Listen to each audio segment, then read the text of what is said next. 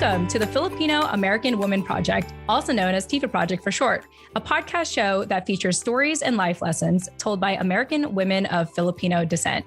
We're your co-hosts, Jen Amos. And I'm Nani Dominguez.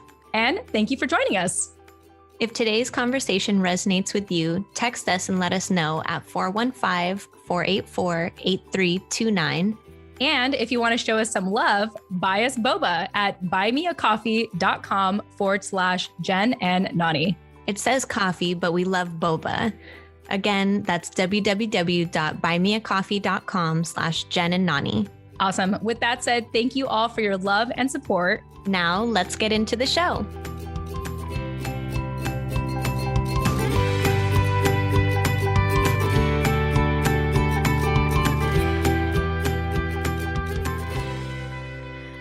Hello, everybody. Jen Amos here. Welcome back to another episode of the Filipino American Women Project. But guess what? This is not going to be like any other episode. This is not going to be an episode where we are typically interviewing someone, nor is it going to be an episode where Nani and I are doing a co-host commentary on our latest updates on the show and what have you. Because first and foremost, Nani has recently given birth to her son named Hero, and you all can actually follow Nani and Kad's journey in raising their new son, Hero, on their Instagram account, Our Lil Hero, which is spelled OurLilHiro. So if you want to get the latest updates on Nani and this new season of her life as a mother, go ahead and follow their Instagram account, Our Lil Hero. So that's the first reason as to why this is not a normal episode. And secondly, 115 episodes later, I've done the math, this is going to be the first time in a very long time that I am flying solo. We have hyped up that we were going to have a temporary co-host be on the show during these types of weeks where Nani and I would typically do a commentary, at least since we have reached episode 100. We have been hyping it up. We have been describing this person. And unfortunately, this co-host will no longer be available to do these episodes with me. That is a story for the next commentary. I will say off the bat that this experience of building up to this co-host only for them to no longer be available has brought me deep feelings of loss, a sense of abandonment, loneliness, and a shaken foundation. So yeah, I'm sad to say that if this is your first episode of the show, welcome. You've come to a very unique episode because I am flying solo for the first time. And I am opening up with a somber message. This pandemic has impacted my life as much as anyone. And Nani and I had mentioned this in the past episode, that even though our show is generally uplifting and all about storytelling and sharing life lessons, we don't want to negate the fact that there are also problems in our community. And so I come to you by myself today to acknowledge that and to show up for all of you still, because that is extremely important for me and the show and our community. This show has become a sense of responsibility for me to show up. So here I am. I'm actually pretty excited, though, for this episode. When I realized that I was probably going to go solo on this, I started to realize the possibilities of kind of going back, really, to episode 3 of the show and going solo and sharing my life lessons and just being able to talk on the mic for once. As you all know, if you've been following the show consistently, I'm usually here with Nani or with a guest. And now I'm excited to take some time to talk to you directly. And I hope you like what I have to share. And if you do, let me know. I would love for you to reach out. And you can text us at 415-484-8329. And if today's conversation resonates with you, let me know. I would love to get your feedback so that I know to do more solo episodes like this. So I hope that you'll give me some grace today. I had taken a lot of notes for this episode, so I might be a little all over the place as I collect my thoughts. I will tell you, it is so different to do a show by yourself as opposed to doing it with a co-host. At least for me, it does require a lot more thought, a lot more note-taking, a lot of more reflection and introspection to be able to, put together an episode that hopefully makes sense. I definitely enjoy uncovering stories as we go through conversation. And so to sort of come here a little bit rehearsed, but not really, is fun. And I was going to say challenging, but I immediately jumped to saying fun because, as an entrepreneur, you tend to learn to use uplifting language for yourself, despite what challenges come your way. So in addition to doing this solo episode, I wasn't really planning on sharing this on the show, but because of my current situation and because of the busyness of my life as well, I realized that it actually would be quite perfect right now to share the replay of a keynote speech that I had the fortune of doing with the nonprofit organization called Vets to Industry. So a little bit about Vets to Industry. Vets to Industry is the free resource library for active, Guard, Reserve, and veteran military spouse, dependent children, Blue Star and Gold Star families, and caregivers. That was a lot of military jargon. Basically, Vets to Industry is a free resource library for our military families and those affiliated with the military. They value providing knowledge, connections, opportunities, and hope to our military community. I had the fortune of opening up their military spouse mixer back in August 7, 2021, to talk about new beginnings, what it means for me and my perspective on what new beginnings means for military families. I share all this because for people that are curious to know about me as the host, Nani often talks about her blog, which you can check out at notesbynani.com. But I don't often, really dive deep into my story on here. And so with this keynote speech, it'll really give you a snippet of my work life, my personal life, and my other podcast show, which is actually an award-winning podcast show called Holding Down the Fort podcast, and is actually in the final slate for the 16th Annual People's Choice Awards. This is quite incredible for the show, considering how within the first week of the People's Choice Podcast Awards, there had already been over 10 million submissions of voting. So I didn't think that we would get in. And I know that our community here at the TFAW Project showed up to try to make it possible. And unfortunately, we didn't make it. So, it's a lot to be said. And I'm super grateful that Holding Down the Fort has that opportunity, to make it in the running. And we'll see. We'll find out in September if Holding Down the Fort officially becomes a 2-time award-winning podcast show. But in this keynote speech, which I think is relevant to all of us right now, I get into the topic of new beginnings, as I mentioned.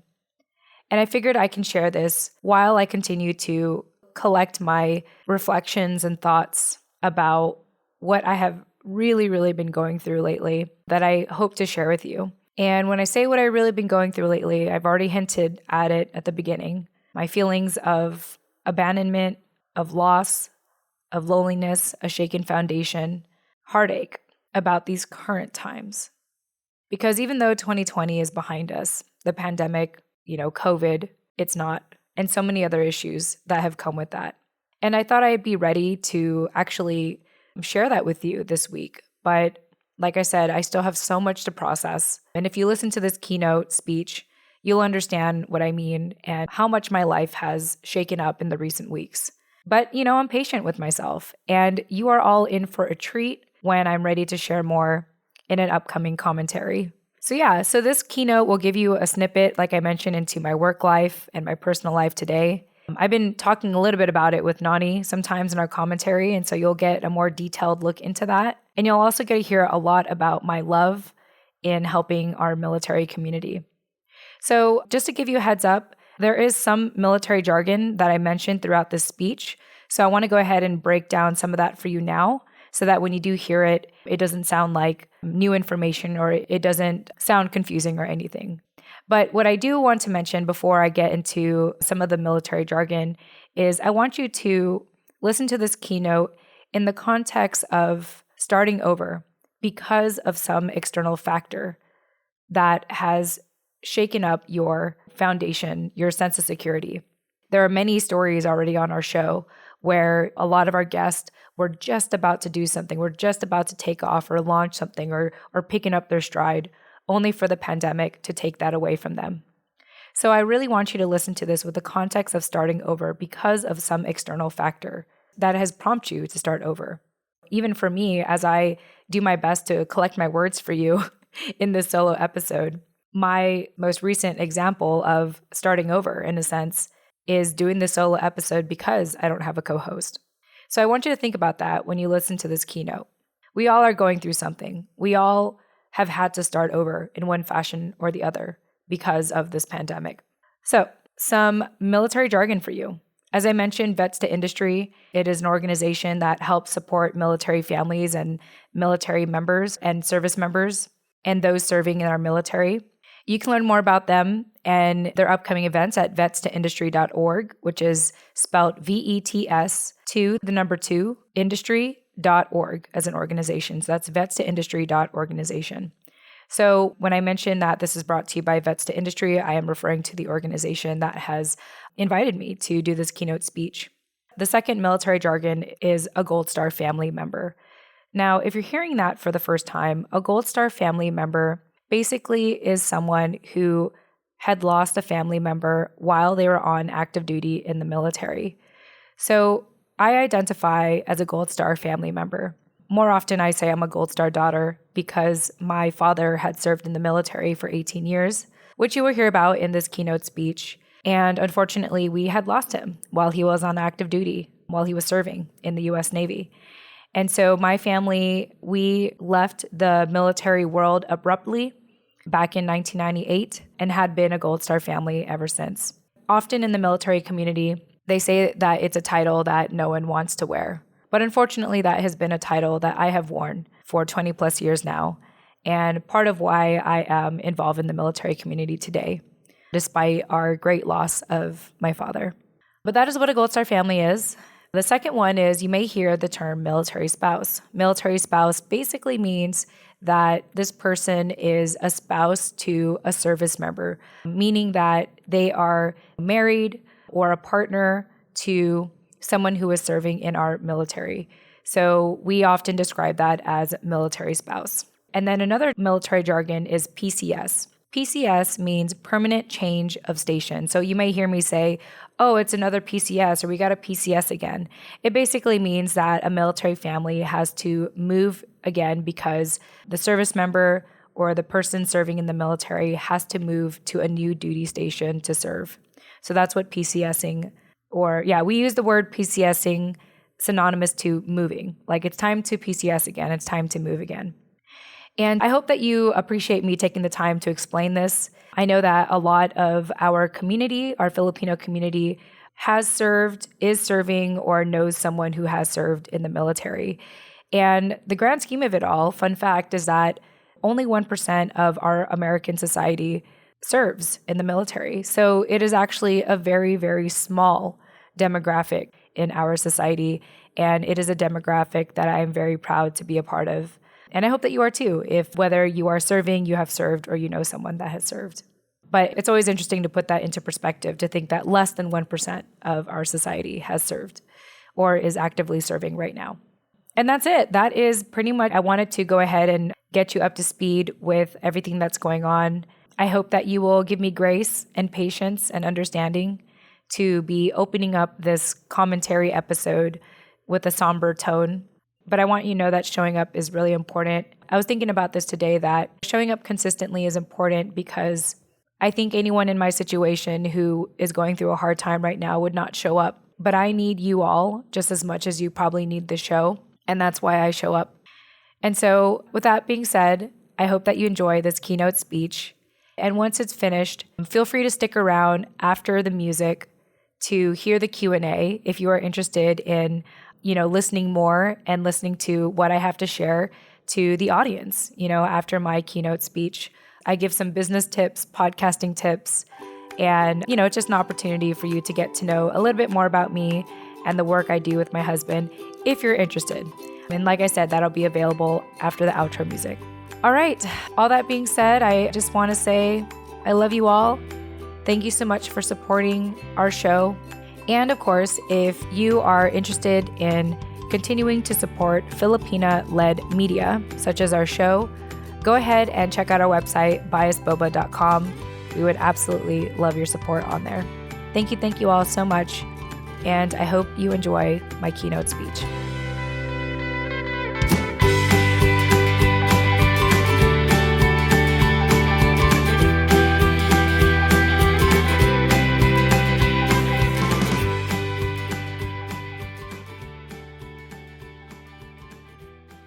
Within this event, the demographics include military spouses from around the world, married to currently serving members of our armed forces, and those married to our nation's veterans who have taken off the uniform but still maintain that sense of duty and service to their fellow human, much like their spouses have done and continue to do in service roles with nonprofits, transitioning programs, and loads of charities.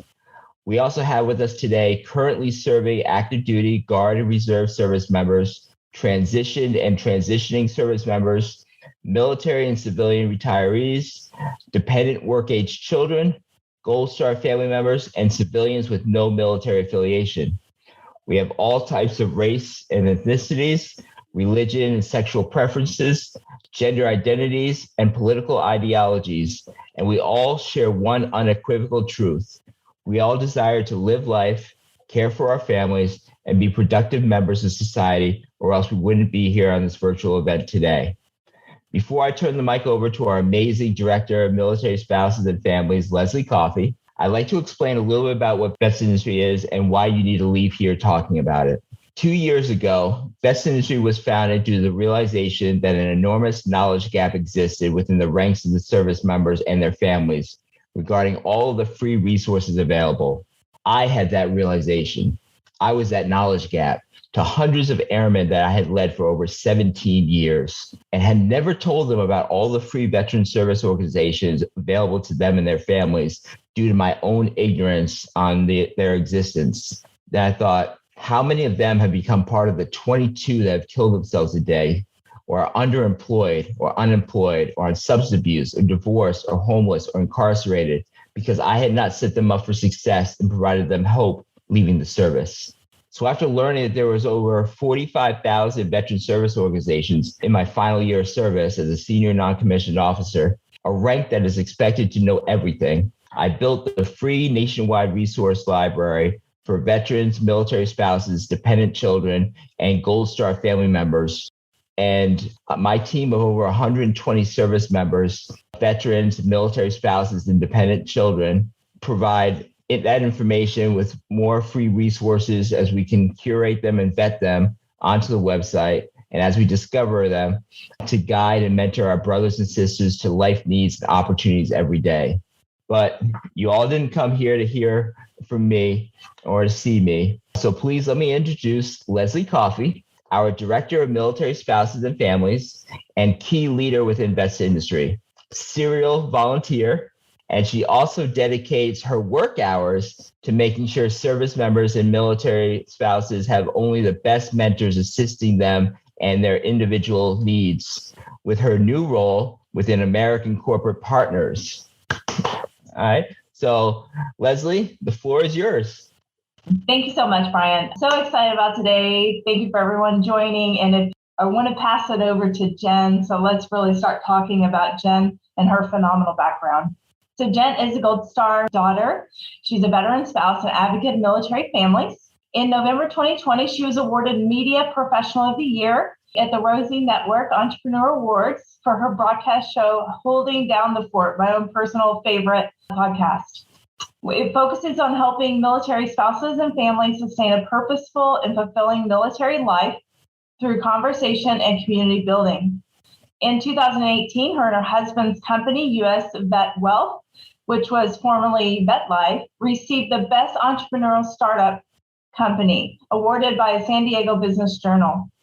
Today, their company focuses on making military benefits and financial education more relatable and simplified for seasoned military spouses, i.e. ancient like myself, so that they can make confident, informed decisions on long-term financial planning.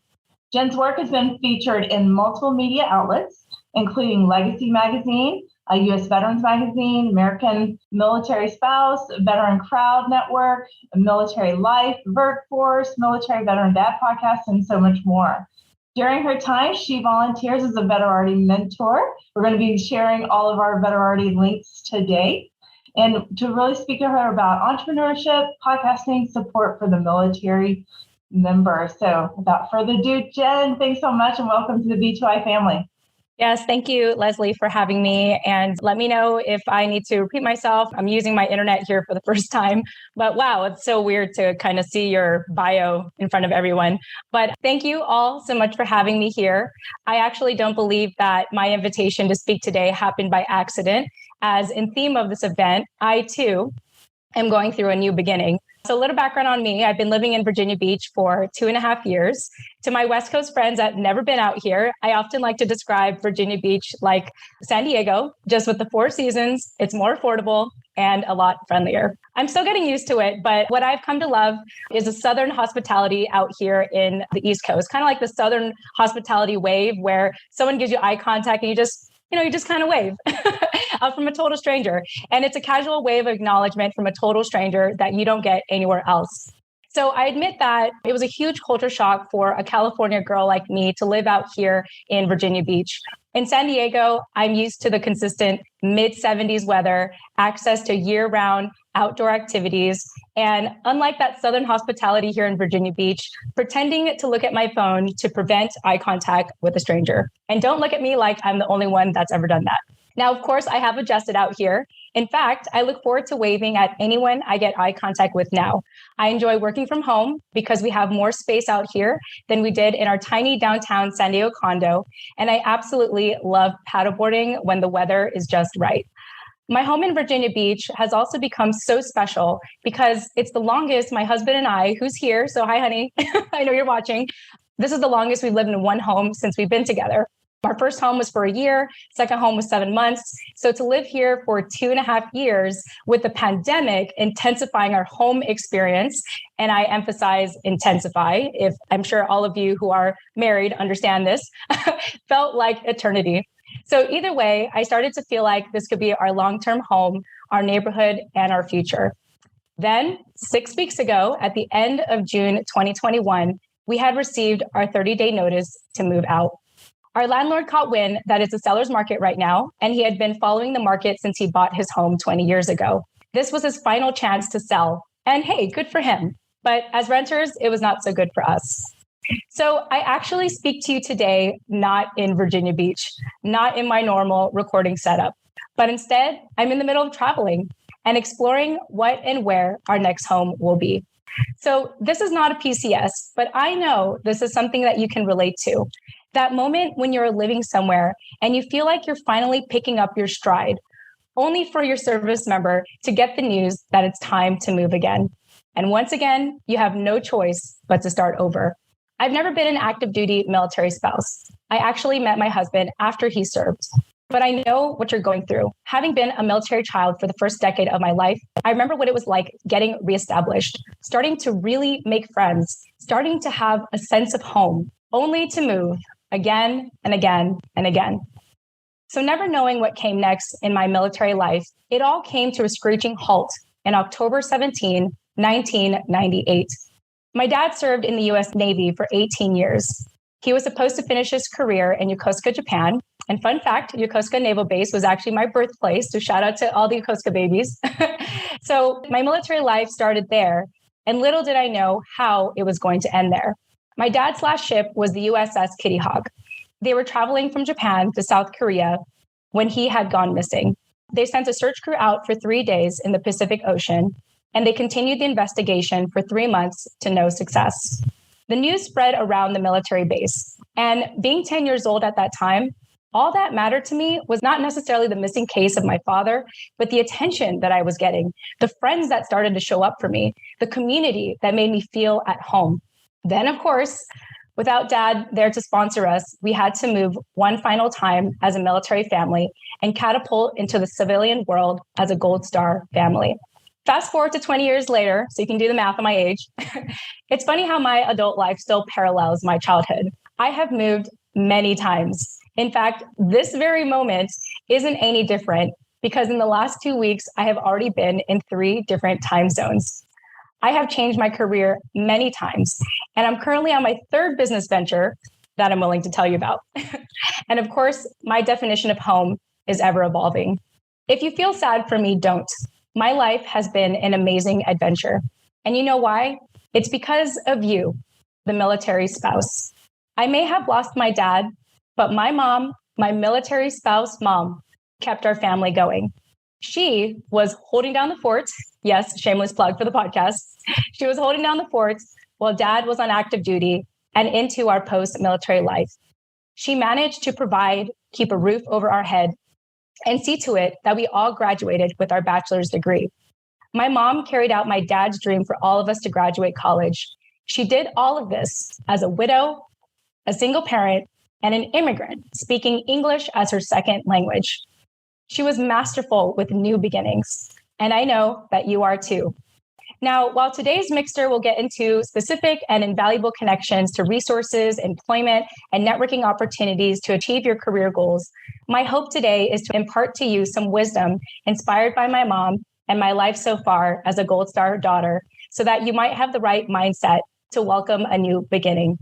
So first and foremost, it's important to acknowledge the loss that may have propelled us to seek out something new to begin with. I believe that loss helps you set a new standard moving forward.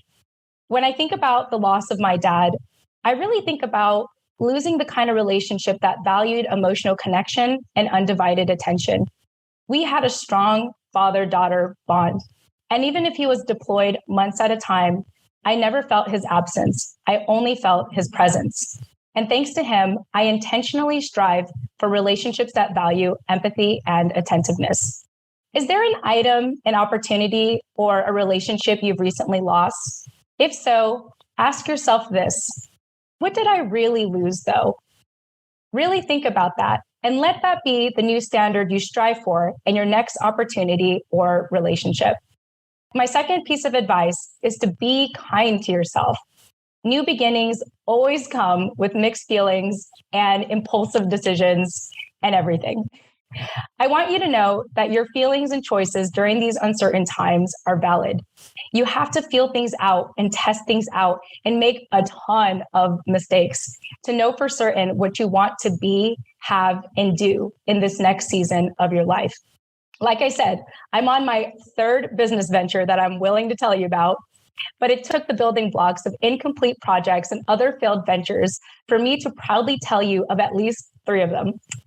Whether it's volunteer work, an internship, or potential connections you make today that might not fall through later, they could still be the building blocks to more sustainable opportunities. So be kind to yourself. Give yourself grace to rediscover yourself. Also, please ask for help. Mental health is extremely, extremely important.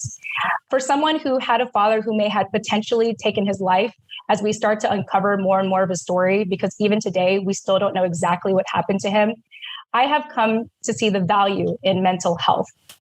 I've personally cycled through 5 therapists since living out here in the East Coast, and 3 of them were during the pandemic. And thank goodness.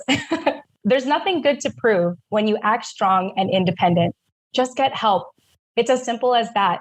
And if not for you, do it for your loved ones. Feel free to reach out to me directly, and I'm happy to recommend some resources if you're looking for some. Now, my 3rd piece of wisdom is we're called a military community, emphasis community, for a reason. Take advantage of our communal spirit. This lifestyle ages us, challenges us, and can greatly discourage us. For service members, when you're part of a unit, going rogue can not only be a death sentence to you, but your unit. We need to apply that same unity, dedication, camaraderie, and loyalty in who you want to work with or work for, as well as in our personal lives. One of my favorite books when I was growing up was called Tuesdays with Morrie by Mitch Albom. And there was a part in the book where Mitch was talking to Morrie, who is already bedridden. And Morrie gives this advice to Mitch. He says, in the beginning of life, when we are infants, we need others to survive, right? And at the end of life, when you get like me, you need others to survive, right?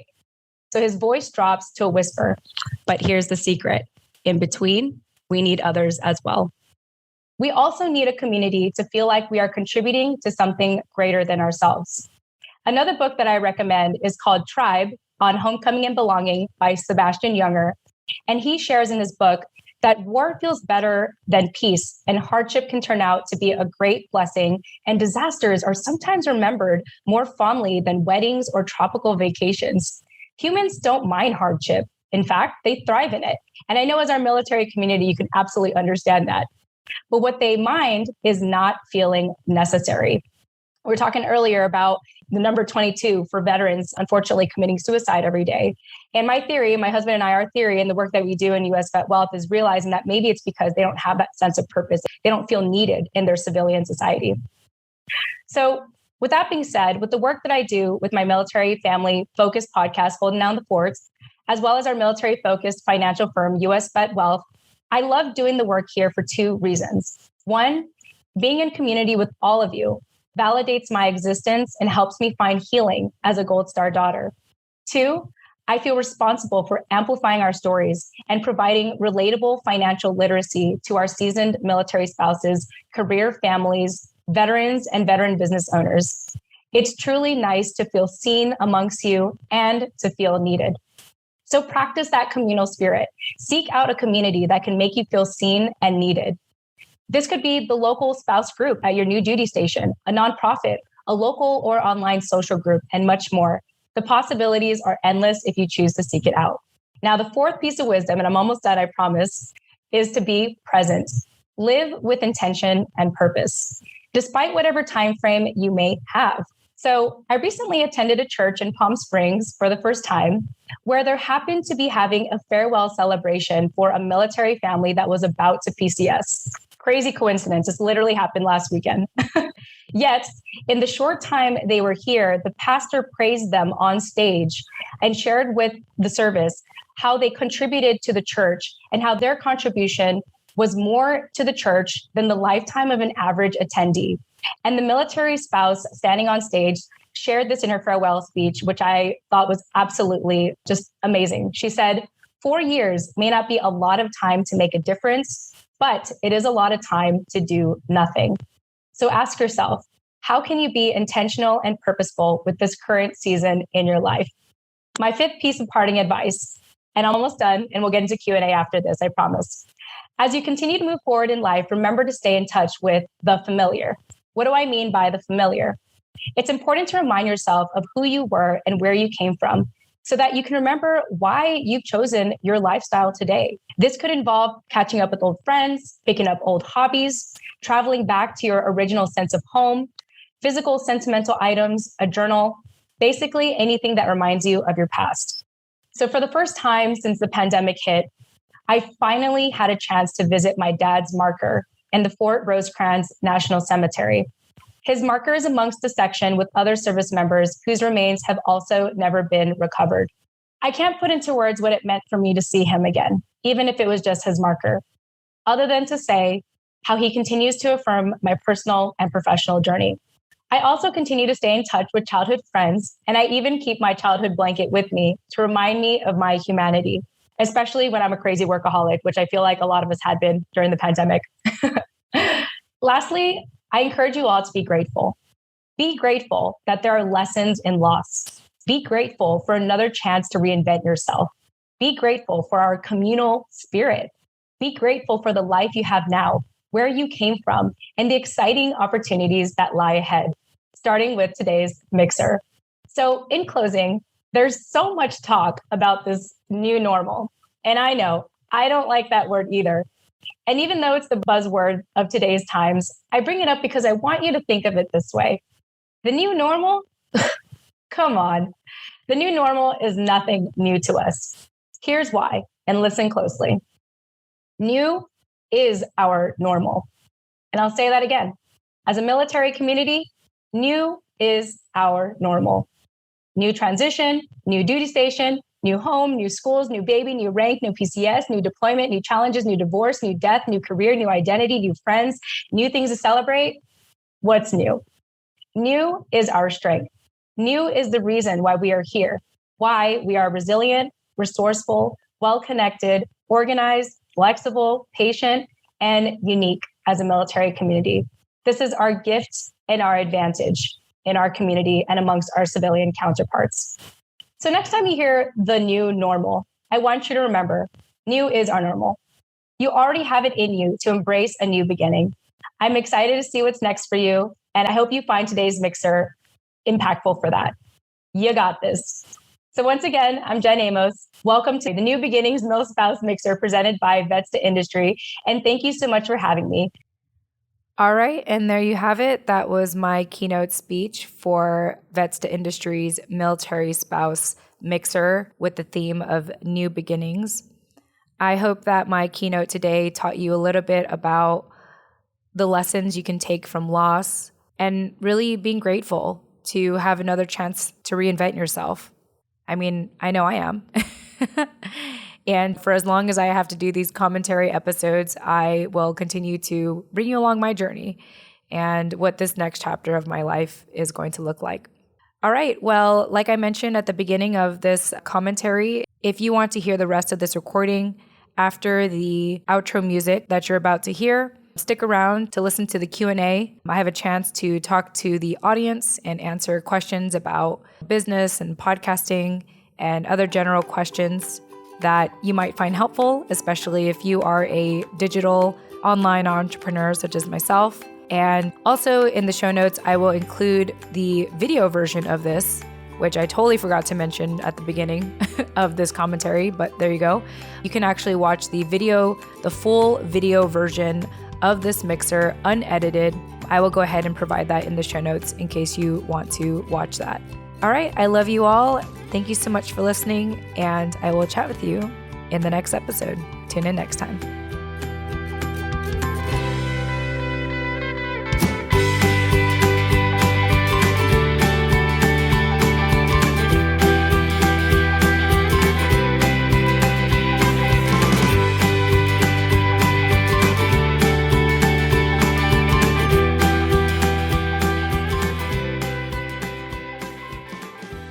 I'll bring it back to Leslie. If we have time, I'm open to questions.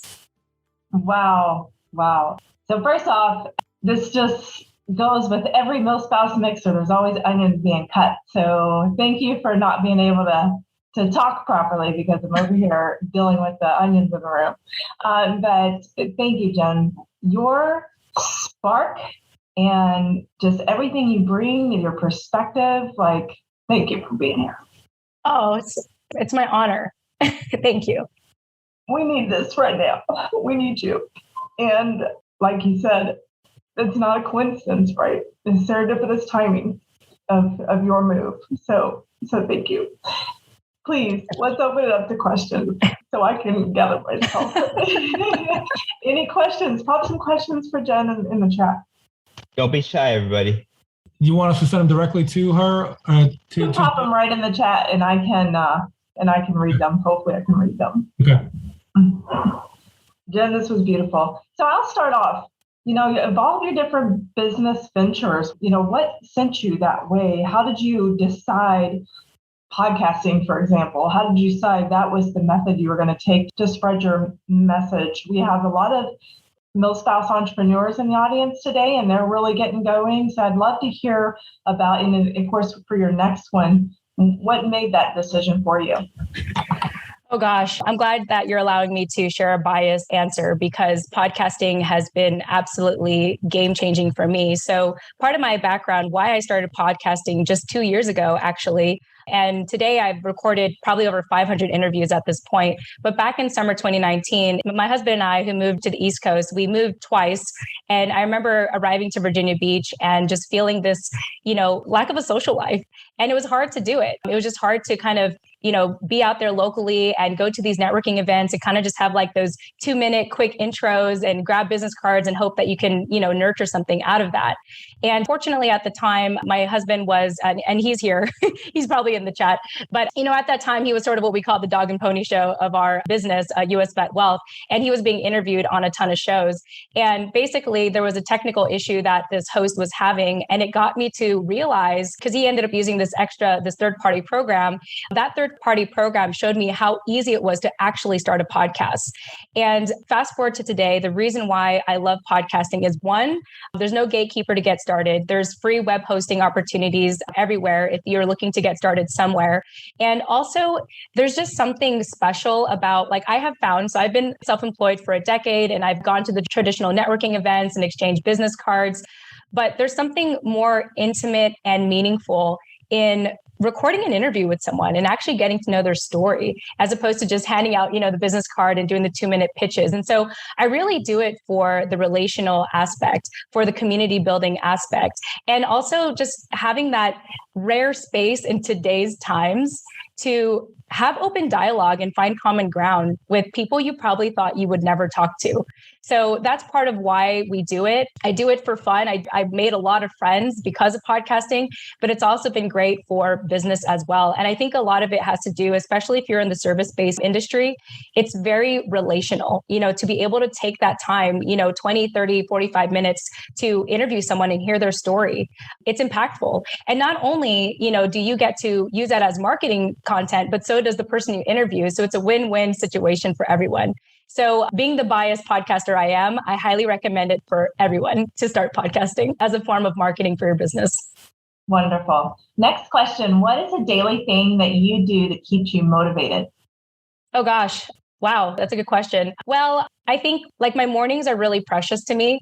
I start my morning always drinking at least 2 cups of water. I prefer high pH water, but also just journaling. I really like to just kind of unload. I use an audio app called otter.ai where you could literally just talk into it and it transcribes everything you're saying. So if you're lazy to write, it's a good excuse to, have something else typed for you. I see Brian's giving the thumbs up. So it's a great way to just unload and share your thoughts and also express gratitude. As I mentioned toward the end of my speech, gratitude is extremely important to me. We know as a military community how difficult and challenging this life can be. But also one thing I tend to find is, amongst our civilian counterparts, realizing that, only less than 1% of our community, of our American society serves, we have a special responsibility and a uniqueness to us that is worth, sharing and, putting out there. So anyway, I think, hydrating is very important. Everyone should be hydrating and also expressing gratitude and doing that, whether it's through journaling or doing an audio recording, like I do. So those are the 2 main things I'll share. There's a lot more, but those are the 2 that I love doing the most. Wonderful. So can you spell that for me, please? Yeah. So otter, as in the animal otter. Okay. .ai, as in artificial intelligence. So otter.ai. You can actually start, I don't get paid to say this, by the way, but you can actually create an account and you get like 500 minutes for free every month. I have the paid version because I use it a lot. So one tip I like to do for podcasters is when you do a recording, you can upload the audio onto Otter, and then you can use that as a transcript for your podcast episode, or you can, use that and recreate it into a blog article. So some marketing tips for y'all. Didn't even realize you're going to be sharing those gems. So that's perfect. Thank you, Jen. Next question. What do you feel is the biggest struggle spouses face from your perspective when it comes to maintaining a career? Yeah, that's a great question. I think the biggest thing that I have observed in the 100+ episodes we've done at Holding Down the Fort is it's not necessarily a spouse is finding a job, but more so a sense of purpose in what they're doing, a sense of like a calling. And so, spouses don't just want to, let's say, work in the library, like part-time. They don't just want to volunteer. They want to feel like they are purposeful, that they are contributing to their family, and they are also, having some self-fulfillment, that they're doing something good for themselves. So that's what I have come to find is it's really beyond the basic need of even helping provide for the family, but having a sense of purpose and being able to, step outside of that military spouse title sometimes and feeling like you have an identity outside of that. Perfect. And then they're asking about your business, US Vet Wealth. How does the community begin to learn more about wealth with the business you're running with your spouse? Yeah, that's a great question. I wish I could pull Scott up here, but I guess I'll do it for him. Now, so what we've come to find, the thing with our military community, and we primarily focus on career military families, is that we're comfortable. We got military benefits, we got our paycheck, we're told where to go, where to stay, where to move to. And what we like to do is we like to look at the military benefits and work with military families who aren't just looking to be comfortable, but looking to strive for a sense of wealth and actually leave a legacy behind for their family. And so part of that is understanding that there may actually be better options in the private market as opposed to, what the military benefits you already have. Military benefits are great. I think they're a great standard, but considering how our military community is the healthiest demographic in America, there's actually a lot of other options and solutions that they can benefit from in the private market just because you are super healthy. And unfortunately, it's usually toward the end of their service, 15 to 20 years in, when they start to look at private options, when unfortunately, because they've already picked up a disability or, they've maybe reported in their documents that they had suicidal ideation, sometimes they won't be able to benefit for better solutions. So we like to have that conversation. We like to challenge the status quo because we believe that you deserve it. And you especially deserve it in post-military life. The last thing we want to see is, a military family transitioning into civilian life and struggling with a sense of purpose and also struggling financially. And so obviously a shameless plug, if you want to learn more about us, our website is usvetwealth.com. And also you can look for Scott Tucker in the chat here. Oh, hi, Jared. I know Jared is here as well. He's one of our clients, but you can reach out to Scott too if you want to ask any more questions. But it's a passion of ours to really, in theme of living intentionally and purposefully, we like to show you how you can do that with wealth through our company. So that's a little bit about what we do. So thanks for asking. Yeah, you bet. Okay, so next question, and we do have time for a few more, so that's perfect.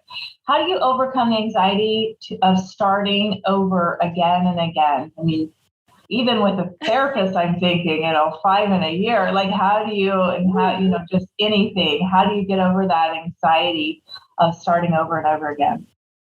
That's a great question. Yeah, I mean, just like I said in my speech, I've been in 3 different time zones in the last 2 weeks. And I have to say, first and foremost, start by acknowledging your anxiety. Your anxiety is there for a reason. It's there to protect you. Your body is smarter than you think, than you give it credit for. So sometimes just acknowledging it is the start of reducing that anxiety. And then I would say, share it. Share it with people, share your anxiety, share your fears, your insecurities with your inner circle, with the people you love, the people that you trust.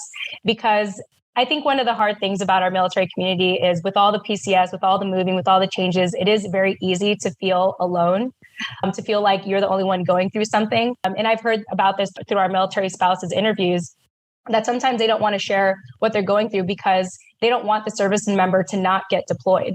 And so it's a real issue to, kind of sweep things under the rug and keep things to ourselves.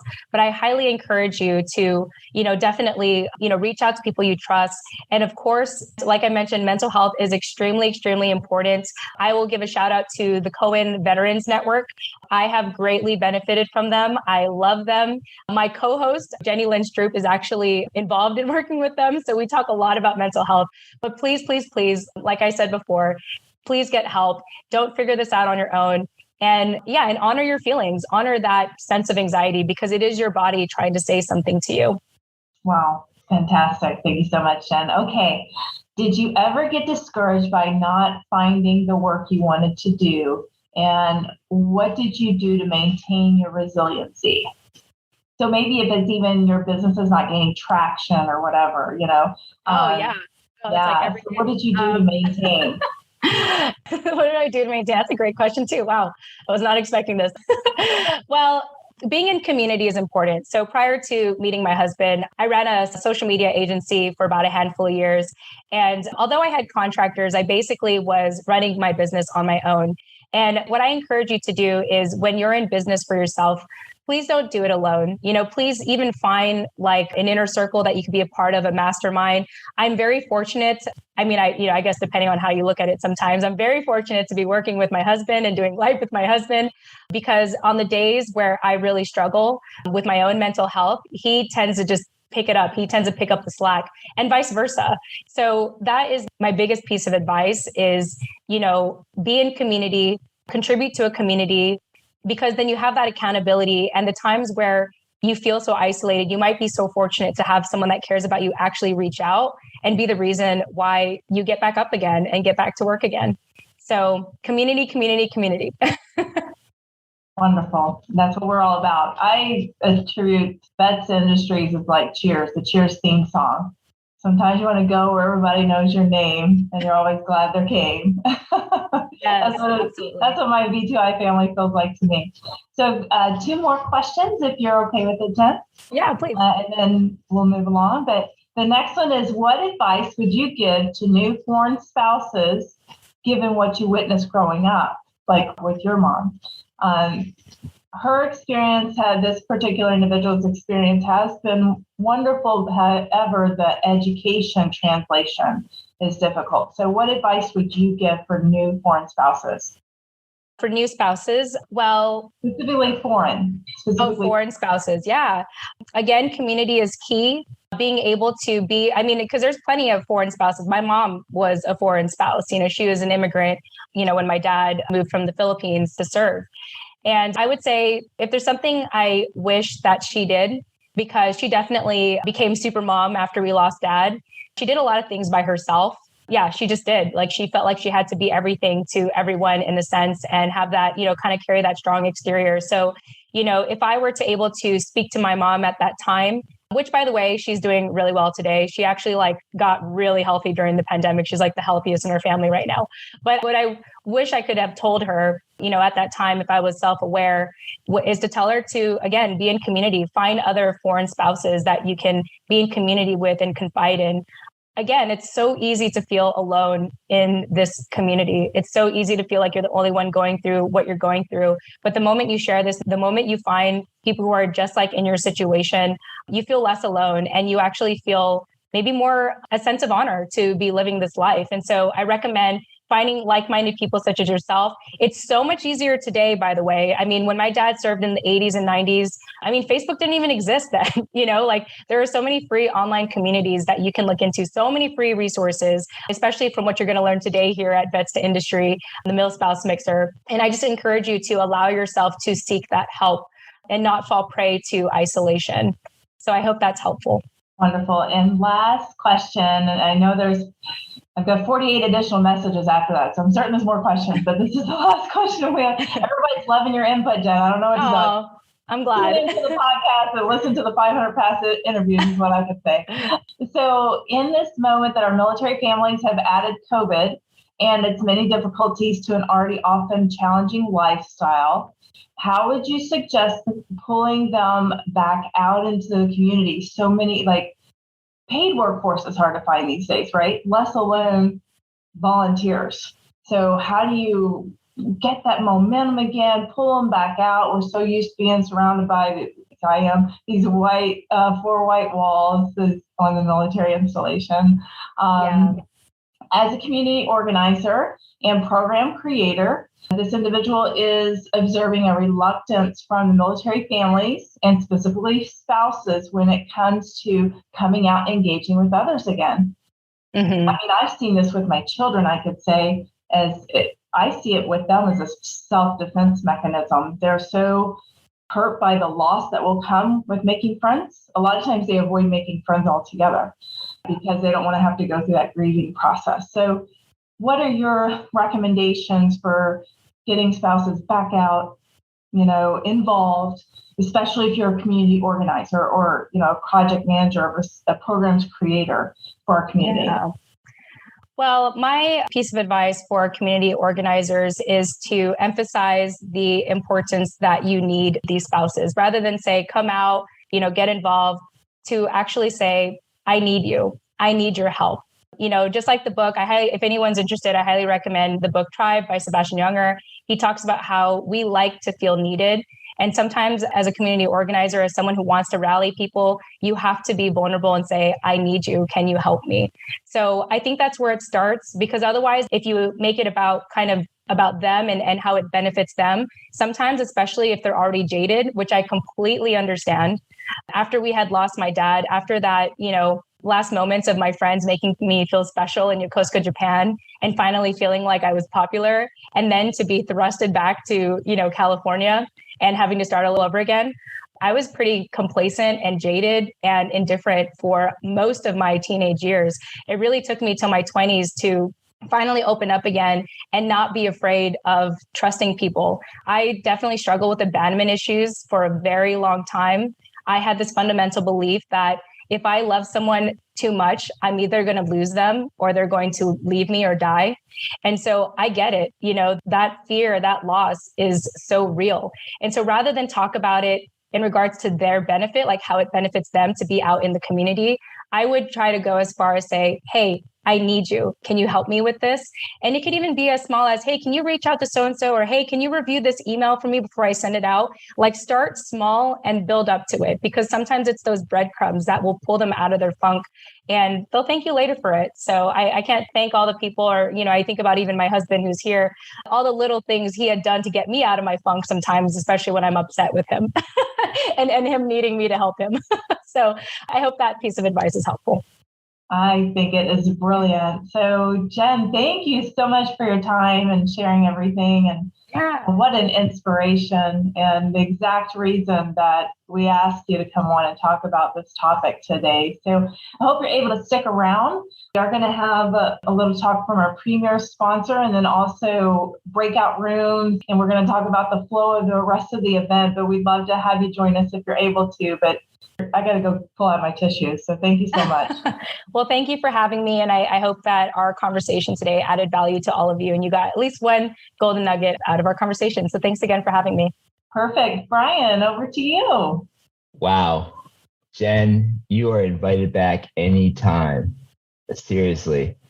We need to get your energy on the other event where more veterans come on as well. They need to hear your passion. They need this as well. I can't thank you enough. So thank you. And please stay. There's going to be so many people that are going to want to talk to you in these breakout rooms. And